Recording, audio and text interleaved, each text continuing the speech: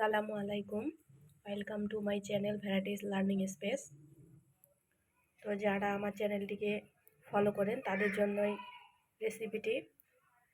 অবশ্য অনেকে চেপা শুটকি ভর্তা করতে পারেন না বা ভুনা করতে পারেন না, আজকের এই রেসিপিটি তাদের জন্যই। তো আমি যেভাবে করতে সেভাবে যদি কেউ ভুনা করে খান তাহলে অবশ্যই তাদের কাছে অনেক অনেক টেস্টি লাগবে। তো এখানে নিয়েছি আমি 3টে চেপা শুটকি, কিছু মরিচ নিয়েছি, রসুন কোয়া, আর নিয়েছি হচ্ছে পেঁয়াজ কুচি। তো সবগুলোকে আমি কাঁচা অবস্থাতেই বেটে নিচ্ছি, আপনারা চাইলে ব্লেন্ড করেও নিতে পারেন। তো আমি সব কিছুকেই কাঁচা অবস্থাতে বেটে নিয়েছি।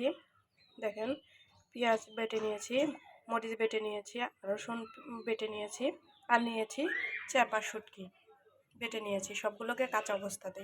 তো চলুন প্রসেসে যাই।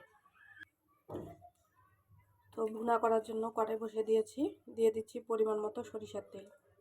আপনারা চাইলে সাদা তেল দিয়ে বা সয়াবিন তেল দিয়েও করতে পারেন।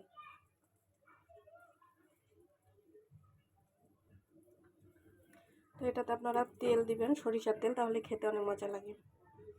তো তেলটা গরম হয়ে গেলে দিয়ে দিব পেঁয়াজ বাটা। তেল গরম হয়েছে, এবার দিয়ে দিচ্ছি পেঁয়াজ বাটা।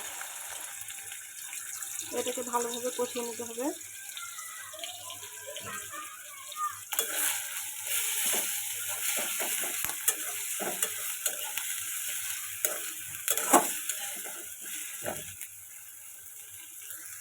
পেঁয়াজটা কিছুক্ষণ ভেজে নেওয়ার পর দিয়ে দিব রসুন পেস্ট আর রসুন বাটা।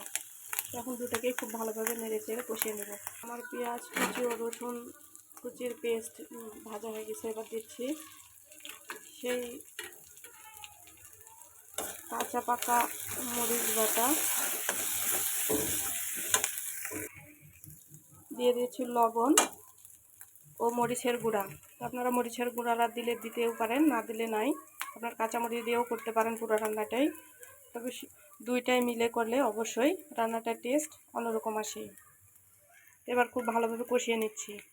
আমার মশলা কষানো হয়ে গেছে, এখানে আর কোনো ধরনের মশলা অ্যাড করার দরকার নেই, তাহলে টেস্টটা নষ্ট হয়ে যাবে। দিয়ে দিচ্ছি বেটে রাখা চাপা শুটকি। তো চাপা শুটকি দিয়ে ভালোভাবে মিশিয়ে দিয়ে নেড়ে চেড়ে কষিয়ে নিতেছি।